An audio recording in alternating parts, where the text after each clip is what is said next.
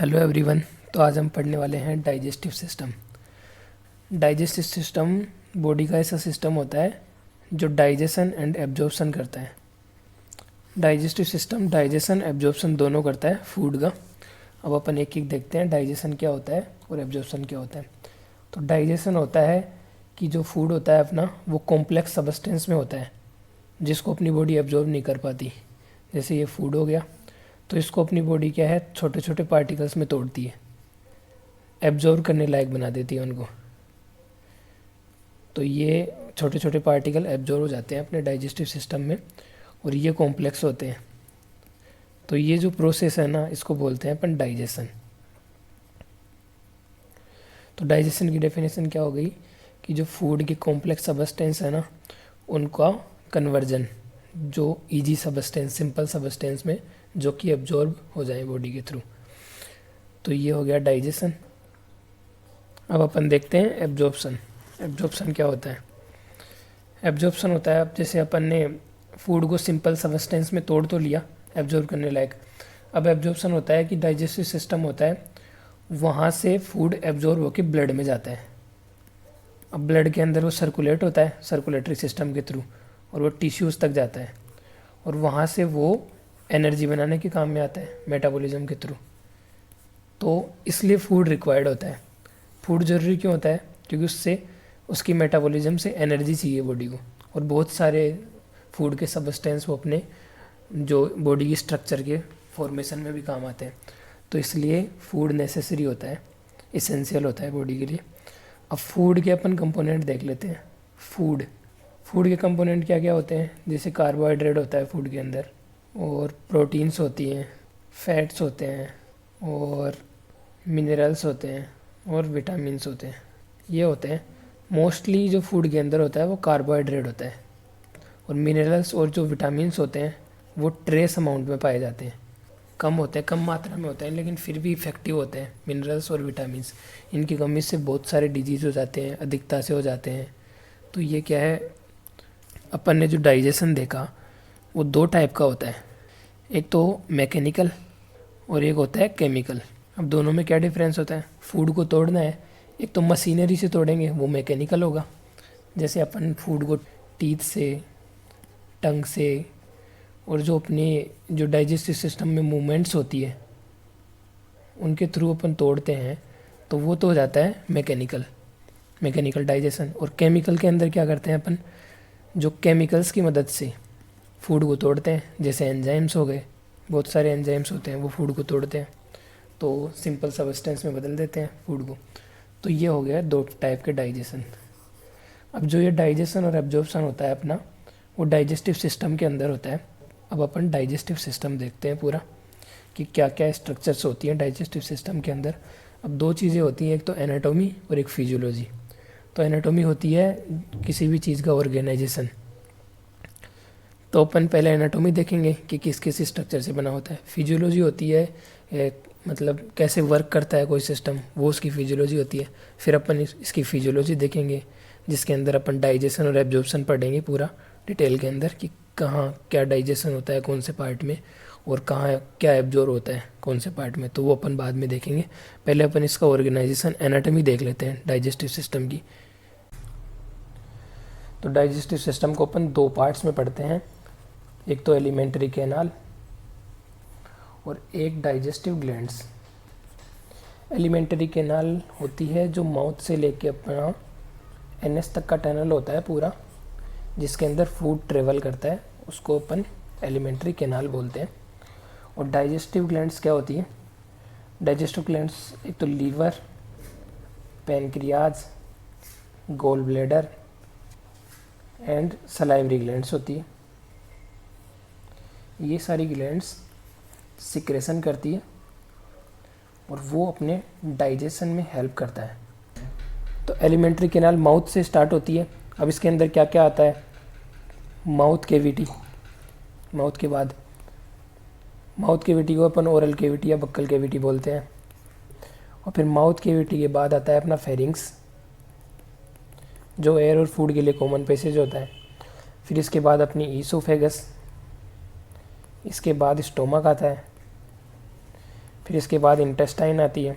अब इंटेस्टाइन दो होती हैं, एक तो स्मॉल इंटेस्टाइन, एक लार्ज इंटेस्टाइन। फिर इसके बाद ये एनएस पे हो जाती है ख़त्म, एलिमेंट्री कैनाल। तो एलिमेंट्री कैनाल्स में अपन इतनी चीज़ें पढ़ेंगे, एक एक पढ़ेंगे पूरी। तो डाइजेस्टिव सिस्टम को अपन डायग्राम्स के थ्रू देखते हैं। तो डाइजेस्टिव सिस्टम में एलिमेंट्री कैनाल थी पहले, तो वो माउथ से स्टार्ट होती है, ये रहा माउथ। फिर इसके बाद ओरल कैविटी आती है, ये रही ओरल कैविटी। ये जो अपने माउथ के अंदर जो पूरी कैविटी आती है वो ओरल कैविटी होती है। उसके बाद जो कॉमन पैसेज है, ये इधर से नोज से आ रहा है और इधर से माउथ से आ रहा है, एयर का और फूड का कॉमन पैसेज है। तो ये अपना फेरिंग्स है पूरा यहाँ तक। फिर यहाँ से लेके यहाँ तक जो स्टोमक तक जा रही है वो ईसोफेगस है पूरी। फिर ईसोफेगस के बाद ये पूरा स्टोमक है, जे शेप्ड है पूरा, ये पूरा स्टोमक है। स्टोमक के बाद जो स्टार्ट हो रही है वो स्मॉल इंटेस्टाइन है अपनी, जिसके 3 पार्ट हैं, डिओडेनम, जेजुनम एंड इलियम। तो ये पूरी स्टार्ट होके यहाँ से यहाँ पे जाके ख़त्म हो गई, ये स्मॉल इंटेस्टाइन है। उसके बाद लार्ज इंटेस्टाइन शुरू होती है, लार्ज इंटेस्टाइन शुरू होके ये गई और लार्ज इंटेस्टाइन एनएस पे हो गई ख़त्म। तो लार्ज इंटेस्टाइन के भी पार्ट्स होते हैं जो अपन बाद में देखेंगे, सारे एक एक अपन डिटेल्स में पढ़ेंगे इनको। दूसरा अपन इसमें ग्लैंड्स देखते हैं, सलाइवरी ग्लैंड्स। सलाइवरी ग्लैंड्स ये रही पैरोटिड, सब मैक्सिलरी, सबलिंगुअल, ये सारी सलाइवरी ग्लैंड्स हैं। और फिर इसके बाद लीवर रहा ये वाला, गोल ब्लैडर, पेनक्रियाज, ये सारे ग्लैंड्स आ गए अपने। इसके बाद अपन एक एक पढ़ते हैं सबको डिटेल में। सबसे पहले अपन माउथ स्टार्ट करते हैं। माउथ क्या होता है? माउथ होता है एक स्लिट पोर होता है जो दोनों लिप्स से सराउंडेड होता है। कि अपने जो दोनों लिप्स होते हैं उनके बीच का जो गैप होता है ना, वही माउथ होता है। और जो माउथ के अंदर कैविटी आती है उसको माउथ कैविटी, ओरल कैविटी और बक्कल कैविटी बोलते हैं। जिसके अंदर अपनी टंग होती है, टीथ होते हैं और पैलेट होते हैं। ये 3 चीज़ें होती हैं इसके अंदर, टंग, टीथ, पैलेट, माउथ कैविटी के अंदर। और माउथ स्लिट पोर होता है जो दोनों लिप्स से सराउंडेड होता है। अब जो दोनों लिप्स होते हैं ना, उनकी मसल्स का नाम क्या होता है? ऑर्बिकुलरिस ओरिस। ये आपको याद रखना है कि जो लिप्स के अंदर मसल होती है वो ऑर्बिकुलरिस ओरिस होती है। फिर माउथ कैविटी के अंदर आते हैं अपन। माउथ कैविटी में अपन टंग, टीथ और पैलेट को सेपरेटली पढ़ेंगे, तीनों को एक एक करके। तो टीथ से शुरू करते हैं अपन सबसे पहले। टीथ 4 टाइप के होते हैं। पहला इंसाइजर, दूसरा कैनाइन, तीसरा प्रीमोलर और चौथा मोलर। अब इनमें देखते हैं क्या क्या फ़र्क होता है। इंसाइजर होता है जो सामने वाले टीथ होते हैं ना अपने, 4 ऊपर और 4 नीचे, 8 टीथ होते हैं। अब इनमें क्या स्पेशल होता है? ये चिसल शेप्ड होते हैं। चिसल शेप्ड मतलब छेनी आकार के, छेनी आकार के होते हैं ये। और ये नेविंग ऑफ फूड करते हैं, मतलब फूड को कुतरना, ये इंसाइजर का काम है। और कैनाइन, कैनाइन पॉइंटेड होते हैं, कोनिकल शेप होते हैं, पॉइंटेड, बिल्कुल पैने। और ये क्या करते हैं? Tearing and shearing of food करते हैं, मतलब फूड को चीरते फाड़ते हैं कैनाइन। फिर प्रीमोलर, 2 इधर लेफ्ट साइड होते हैं, 2 राइट साइड होते हैं, तो सेम ही 2 ऊपर लेफ्ट साइड और 2 ऊपर राइट साइड, मतलब टोटल 8 होते हैं प्रीमोलर भी। एंड प्रीमोलर ट्रायंगुलर शेप होते हैं। एंड ये क्या करते हैं? Chewing and crashing of food करते हैं। फिर आता है मोलर। मोलर जो बच गए, जो 3 ये 3 ये, 6 तो नीचे हो गए, 6 ऊपर हो गए, 12 मोलर हो गए टोटल। तो और क्वाड्रेंगुलर शेप होते हैं, क्वाड्रेंगुलर शेप्ड। एंड ये भी same chewing and crashing of food करते हैं। चेविंग एंड क्रैशिंग का मतलब फूड को चबाना और तोड़ना। फूड को चबाने और तोड़ने का काम करते हैं प्रीमोलर एंड मोलर। प्रीमोलर 8 होते हैं, मोलर 12 होते हैं। प्रीमोलर ट्रायंगुलर शेप होते हैं और मोलर क्वाड्रेंगुलर शेप होते हैं। और कैनाइन होते हैं 2 नीचे और 2 ऊपर। ये देखो, एक कैनाइन इधर हो गया लेफ्ट में, एक कैनाइन राइट में, और सेम ऊपर वाले पूरे सेट में भी 2 कैनाइन हो जाएंगे, तो 4 कैनाइन होते हैं टोटल। तो अब आप देखो, एट तो इंसाइजर, 4 कैनाइन, 8 प्रीमोलर और 12 मोलर, कितने हो गए टोटल? 32 टीथ। तो एक एडल्ट में है वो 32 टीथ होते हैं। अब इनका एक फॉर्मूला होता है 2123/2123 इंटू 2। अब इस फॉर्मूले को रीड कैसे करते हैं? फॉर्मूले के अंदर होता है ICPM-M। इस फॉर्मेट में रीड करते हैं। Incisor 2, canine 1, PM1 and M1। PM मतलब प्रीमोलर, M मतलब मोलर। और ये जो होता है ना ऊपर वाला, ये हाफ का होता है ओनली, और ये भी हाफ का होता है ओनली। इसको ऊपर वाला हाफ मान लेते हैं, इसको लोअर हाफ। तो ऊपर वाले हाफ में देखते हैं अपन गिन के, 2 तो incisor, 1 canine, 2 premolar and 3 molar. तो 2 1 2 3 हो गया इधर वाला। और सेम नीचे वाला जा जो है पूरा का पूरा, उसके अंदर भी 2 1 2 3 हो जाएगा। तो सेम जो हो गया 2 1 2 3/2 1 2 3 इंटू 2 क्यों किया? क्योंकि दूसरा हाफ भी तो है ना, ऊपर वाला एंड नीचे वाला, इसलिए इंटू 2 कर दिया यहाँ पे। और इनका टोटल काउंट 32 आ जाएगा। फिर चाइल्ड के अंदर कितने टीथ होते हैं? 20 होते हैं चाइल्ड के अंदर, याद रखना है। और इनका फंडा होता है 2102 इंटू 2। मतलब प्रीमोलर एब्सेंट होते हैं चाइल्ड के अंदर, प्रीमोलर बाद में आते हैं। फिर जो 16 से 18 ईयर ओल्ड वाले बच्चे आते हैं, उनके अंदर 28 टीथ होते हैं। उनका फंडा आता है 2122/2122 इंटू 2।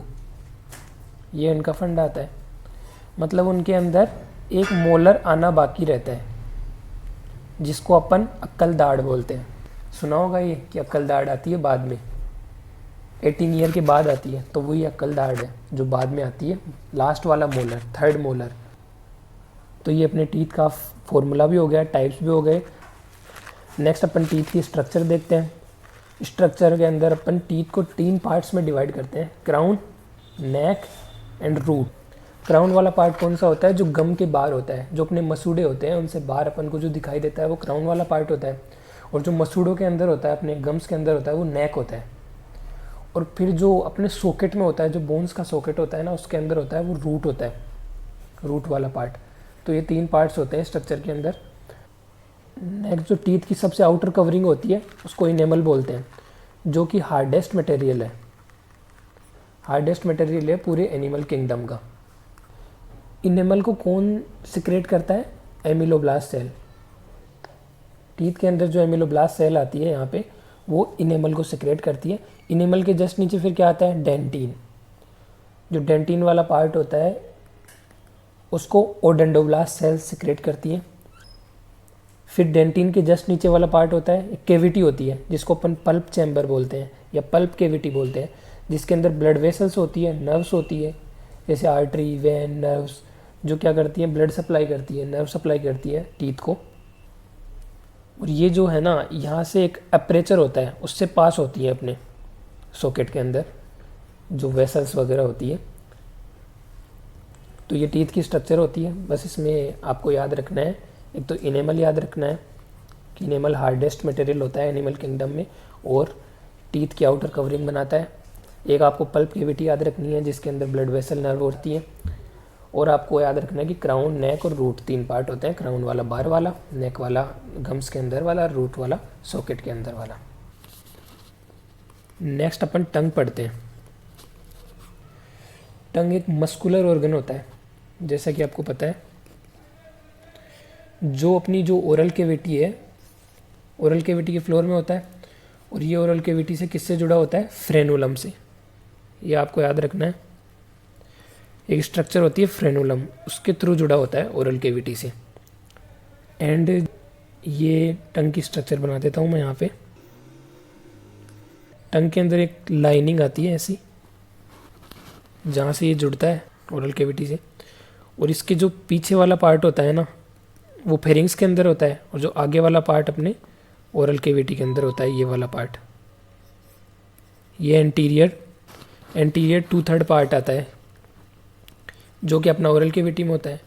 ये पीछे वाला पार्ट अपने जो फेरिंग्स के अंदर होता है, और ये जो लाइनिंग आती है ना इसको बोलते हैं अपन सल्कस टर्मिनेलिस। अब क्या है, टंग के अंदर बहुत सारी पेपिलाई होती है जिनके अंदर टेस्ट बड होता है। अब टंग का काम क्या है, टंग का काम है टेस्ट का सेंसेशन। तो वो टेस्ट का सेंसेशन ये पेपिलाई के थ्रू करती है। जो इस पे पेपिली होती है उनमें टेस्ट बड होती है, वहाँ से सेंसेशन जाते हैं टेस्ट के ब्रेन के अंदर, और फिर टेस्ट का पता चलता है। तो पेपिलाई की टाइप देखते हैं कितने टाइप की होती है पेपिलाई। पेपिलाई 3 टाइप की होती है, एक तो फंजाई फॉर्म, एक होती है फिल्ली फॉर्म, और एक आती है सर्कमवैलेट। फंजाई फॉर्म क्या होती है, फंजाई फॉर्म पूरी टंग पे फैली रहती है, और ये स्फेरिकल होती है, और ये टंग को पिंक कलरेशन देती है। जो पिंक कलर होता है टंग का फंजाई फॉर्म पेपिली के कारण होता है। फिलीफॉर्म होती है कोनिकल शेप, और ये भी टंग पे फैली रहती है पूरी पे, लेकिन इसके अंदर टेस्ट बड नहीं होती, और ये मोस्ट न्यूमरस होती है। मतलब जो जीभ पे सबसे ज़्यादा दिखाई देती है ना अपन को, वो फिलीफॉर्म पेपिली होती है। फिर आती है सर्कमवैलेट पेपिली। सर्कमवैलेट पेपिली 8 से 12 होती है, और स्फेरिकल होती है, नियर सर्कस टर्मिनेल्स होती है। मतलब जो ये सर्कस टर्मिनेल्स है इनकी इसके पास पास होती है, 8 से 12 होती है सर्कमवैलेट पेपिली। ठीक है, तो ये पेपिली के बारे में हो गया। तो टंग के बारे में इतना ही पढ़ना है आपको। नेक्स्ट अपन पैलेट पढ़ते हैं।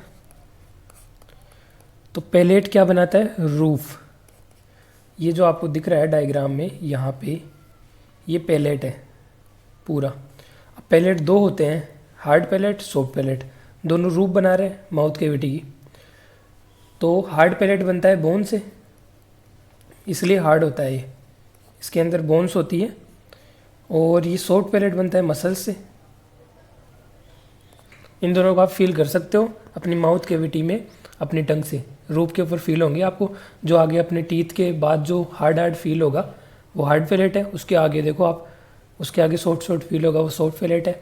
और जो सॉफ्ट पैलेट है उसका जो एंडिंग पार्ट है वो ऐसे लटका हुआ होता है, आपको दिखेगा माउथ के अंदर। माउथ खोल के देखते हैं तो अपन दिखता है वो, तो उसको बोलते हैं यूवुला। अब यूवुला का काम क्या होता है, जब अपन फूड को निगलते हैं ना तो नेजल कैविटी को बंद करता है ताकि फूड नाक से बाहर ना आए। और ये भी आपको और डायग्राम से मैं समझा दूंगा आगे जब अपन फेरिंग्स पढ़ेंगे। तो नेक्स्ट अपन फेरिंग्स पढ़ते हैं। तो फेरिंग्स क्या होता है, फेरिंग्स अपनी ओरल कैविटी से इसोफेगस तक का पार्ट होता है। अब ये क्या है, कॉमन पैसेज होता है फूड के लिए, एयर के लिए। ये 3 टाइप का होता है, नेजोफेरिंग्स, ओरोफेरिंग्स, लेरिंजोफेरिंग्स। नेजोफेरिंग्स जो नेजल कैविटी के पीछे होता है, ओरोफेरिंग्स जो ओरल कैविटी के पीछे होता है, और लेरिंजोफेरिंग्स जो लेरिंग्स के पीछे होता है। लेरिंग्स मतलब अपना कंठ, वॉइस बॉक्स, ये वाला लेरिंग्स। जो ट्रेकिया का अपर पार्ट होता है ना, कार्टिलेजिस से बना होता है, वो लेरिंग्स होता है। अब अपन जैसे ही फूड लेते हैं अंदर, तो ये यूवुला बताया था मैंने आपको, ये वाला यूवुला है, ये इधर वाला हार्ड पैलेट, ये वाला सॉफ्ट पैलेट, इसके आगे यूवुला वाला पार्ट है। जैसे ही अपन ने फूड खाया, उसको चबाया, और जैसे ही अपन निगलने लगते हैं तो ये यूवुला इस नेजल कैविटी को बंद कर लेता है ताकि जो फूड है ना वो इधर ना जा पाए। फिर फूड जाएगा इधर ओरोफेरिंग्स के अंदर।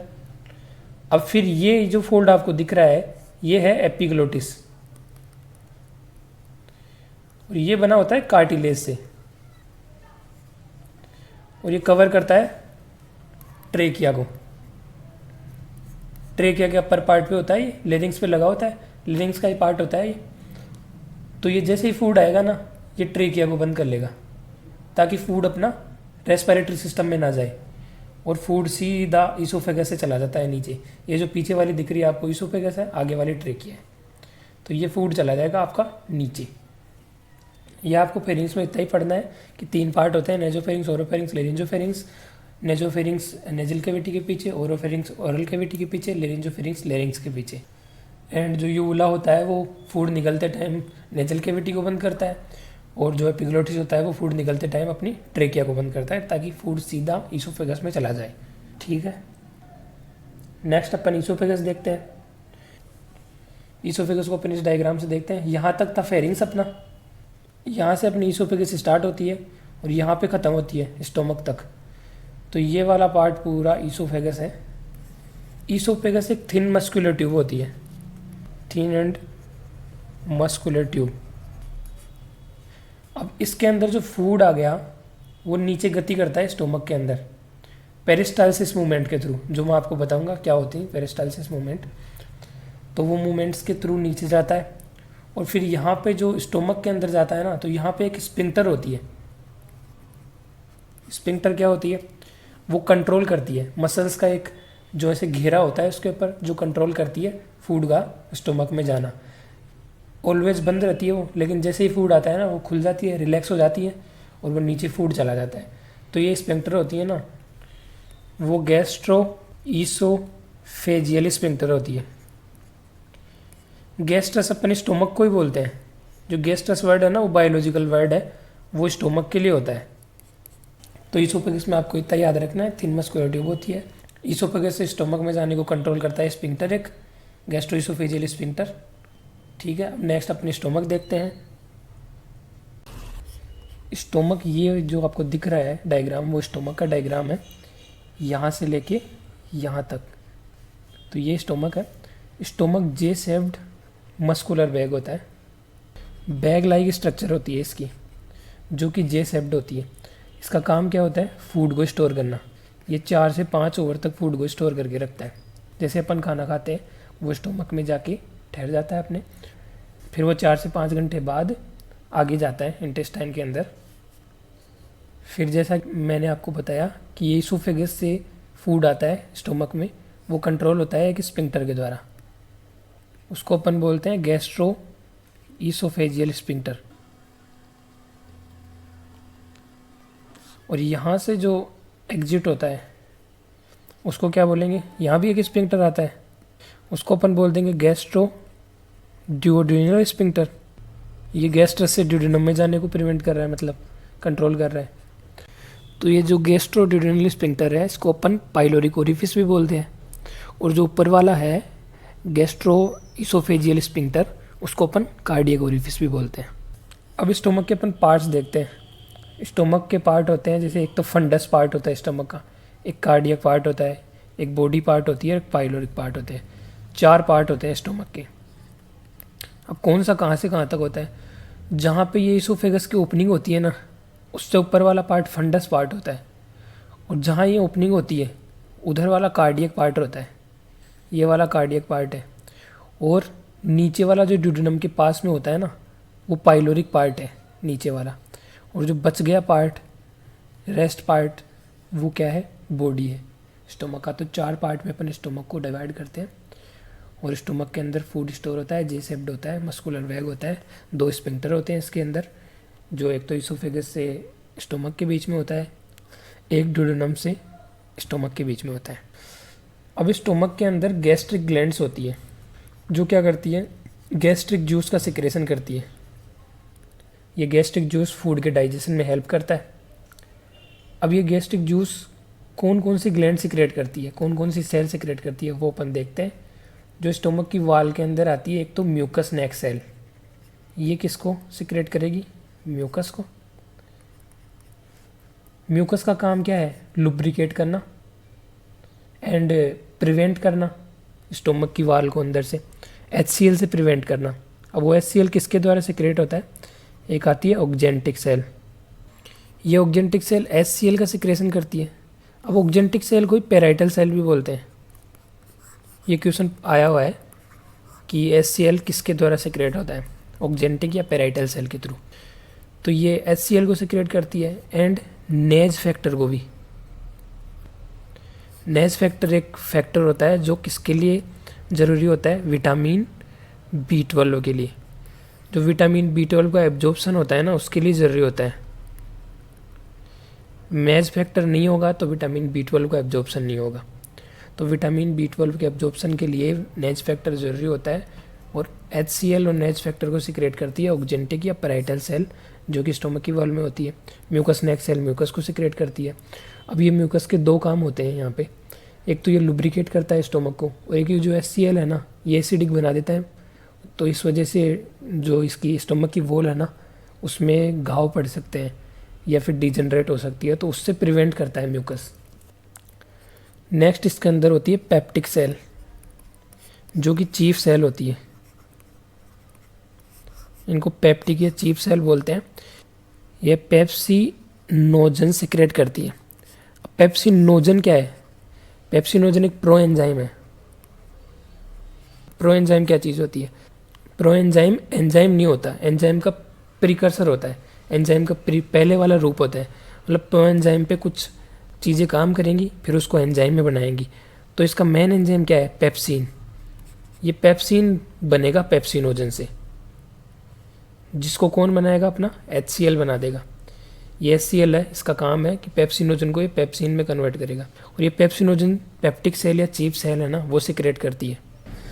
तो ये 3 टाइप की सेल होती है स्टोमक के अंदर: mucous neck cell, oxyntic cell, peptic cell. Next stomach के बाद अपन देखते हैं इंटेस्टाइन। सबसे पहले स्मॉल इंटेस्टाइन देखते हैं अपन। स्मॉल इंटेस्टाइन जैसे कि आपको पता है, इसके 3 पार्ट होते हैं: ड्यूडेनम, जेजुनम एंड इलियम। अब ड्यूडेनम आपको पता है 25 सेंटीमीटर का पार्ट होता है, और ये क्या होता है? सी शेप्ड होता है। स्टोमक देखा था अपन ने, ये वाला स्टोमक के बाद वाला जो पार्ट था ना, ये ऐसे होता है ड्यूडेनम। स्टोमक का जो पाइलोरिक पार्ट था, उसके बाद ये जो इंटेस्टाइन का पार्ट होता है ना, यहाँ से लेके यहाँ तक का, ये ड्यूडेनम होता है अपना। फिर इसके बाद स्टार्ट होता है अपना जेजुनम। ये जेजुनम होता है, ये कोइल्ड होता है जेजुनम, और 1 मीटर का आता है, कोइल्ड होता है। फिर जेजुनम के बाद स्टार्ट होती है इलियम, वो हाईली कोइल्ड होती है इलियम। ये 2 मीटर की होती है, सबसे लंबी होती है स्मॉल इंटेस्टाइन में, ये हाईली कोइल्ड होती है। और ये जाके एंड होती है लार्ज इंटेस्टाइन पे। ड्यूडेनम जो होता है वो फिक्स पार्ट होता है, मतलब यहाँ से मूव ज़्यादा नहीं करता है। और ये जेजुनम और इलियम होते हैं ना, ये हाईली कोइल्ड होते हैं और मूवेबल पार्ट होते हैं, तो ये मूव करते रहते हैं। और इलियम के अंदर एक चीज़ और याद रखनी है आपको, इलियम के अंदर लिम्फोइड टिश्यू होते हैं, जिनको अपन बोलते हैं पेयर्स पैचेज। ये आपको याद रखना, आया हुआ क्वेश्चन है।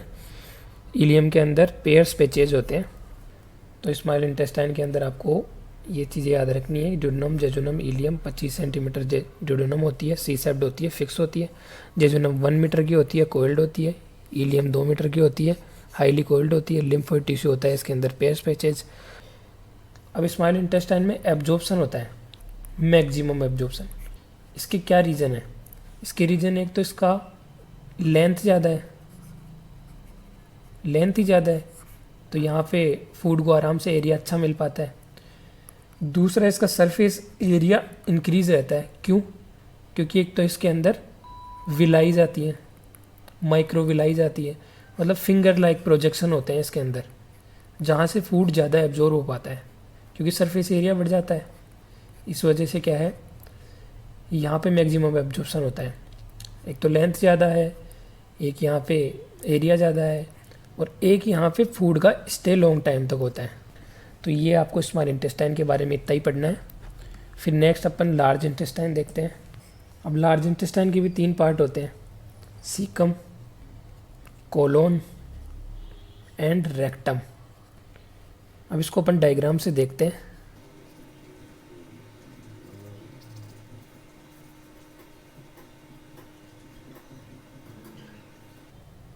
तो ये जो पार्ट है, जो जहाँ स्मॉल इंटेस्टाइन ख़त्म होती है और लार्ज इंटेस्टाइन शुरू होती है, ये वाला फर्स्ट पार्ट है ना, ये होता है सीकम। अब सीकम के अंदर क्या क्या होता है? सीकम के अंदर होता है एक तो फिंगर लाइक प्रोजेक्शन होता है सीकम के, जो सीकम से निकला होता है, उसको अपन बोलते हैं वर्मीफॉर्म अपेंडिक्स।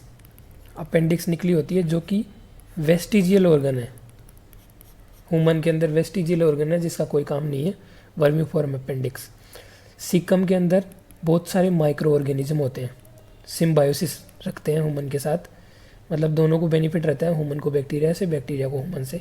तो इसके अंदर सिम्बायोटिक बैक्टीरिया होते हैं, सिम्बायोटिक माइक्रो ऑर्गेनिज्म होती है इसके अंदर। फिर नेक्स्ट कोलोन देखते हैं अपन। कोलोन के अंदर 4 पार्ट होते हैं इसके, ascending colon, transverse colon, descending colon and sigmoid colon. ये 4 टाइप के कोलोन होते हैं। ये डायग्राम से देखते हैं अपन। असेंडिंग, ये जो ऊपर चढ़ रहा है कोलोन, ये वाला असेंडिंग कोलोन है। ये इधर वाला ऐसे वाला ट्रांसवर्स कोलोन है। फिर इसके नीचे जो ये डिसेंड कर रहा है वो डिसेंडिंग कोलोन है, नाम से ही दिख रहा है। फिर ये जो फूला हुआ है ना लास्ट में, ये सिग्मोइड कोलोन है। फिर ये सिग्मोइड कोलोन खुलता है रेक्टम में, ये अपना रेक्टम है। लास्ट वाला एंड पार्ट होता है लार्ज इंटेस्टाइन का, वो रेक्टम होता है। रेक्टम खुलता है एनल कैनाल में, और जो एनल कैनाल की ओपनिंग होती है वो एनएस होती है अपने, बस एनएस तक होती है अपनी पूरी एलिमेंट्री कैनाल, एनएस पे आके ख़त्म हो जाती है। तो ये सब रेक्टम के अंदर आते हैं। अब रेक्टम का काम क्या होता है, जो अपना फीसस होता है ना उसको स्टोर करना।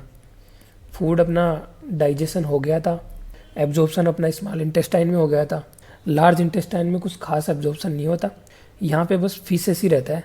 तो जो अपना फीसस है ना उसको वाटर का एब्जॉर्प्शन किया जाता है, उसको सॉलिड बनाया जाता है, म्यूकस सिक्रेट करी जाती है, फिर फाइनली उसको रेक्टम में स्टोर कर लिया जाता है, फिर लास्ट में जब ज़रूरत पड़ती है तो उसको निकाल दिया जाता है। तो ये आपकी लार्ज इंटेस्टाइन हो गई। तो अब तो अपन ने डाइजेस्टिव सिस्टम में क्या क्या देखा, एलिमेंट्री कैनाल अपन ने पूरा पढ़ लिया, क्या क्या पार्ट्स होते हैं इसके, माउथ से लेके एनएस तक पूरा देख लिया अपन ने। और डाइजेस्टिव ग्लैंड्स अपन नेक्स्ट वीडियो में देखेंगे। एंड एलिमेंट्री कैनाल की वॉल्स भी बच रही है अपनी अभी, कि कौन कौन सी लेयर होती है एलिमेंट्री कैनाल में, वो भी अपन नेक्स्ट वीडियो में देखेंगे। एंड ये सारी अपन ने जो ये चीज़ें हैं ना, स्ट्रक्चर वगैरह, ये डाइजेस्टिव सिस्टम की एनाटोमी के अंदर आती है। और फिजियोलॉजी भी अपन नेक्स्ट वीडियो में देखेंगे, उसका अलग से एक सेपरेट वीडियो बनाएंगे जिसके अंदर आपको बताएंगे कि डाइजेशन कैसे होता है, एब्जॉर्प्शन कैसे होता है बॉडी के अंदर। ठीक है, thank you, wait for next video.